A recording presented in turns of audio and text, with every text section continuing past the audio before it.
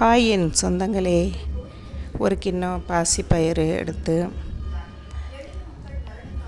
ஒரு பாத்திரத்தில் தண்ணி ஊற்றி அதில் ஊற வச்சுருங்க. ஒரு 2 மணி நேரம் ஊற வைங்க. இந்த மாதிரி நல்லா ஊறி இருக்கும். அதை வடிகட்டி மிக்ஸி ஜாரில் போட்டு கொஞ்சம் காய பவுடர், 3 வரமிளகாய், கொஞ்சமாக உப்பு சேர்த்து கொஞ்சம் சொரசொரப்பாக அரைச்சி எடுத்துக்கணும்.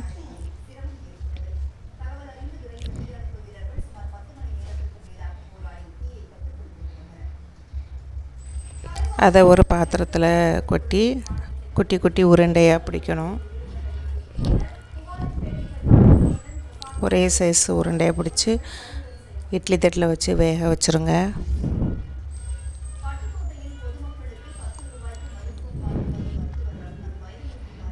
நல்லா வெந்துருச்சு.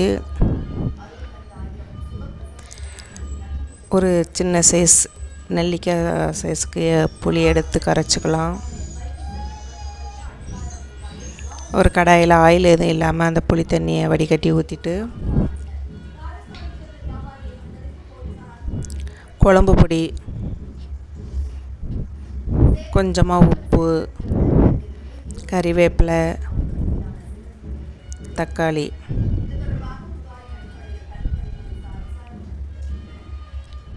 கொஞ்சம் பூண்டு,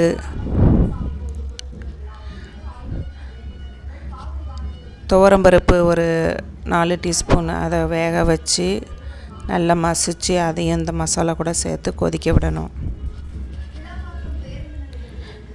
நல்லா கிளறி விட்டு கொதிக்க விட்டுறணும்.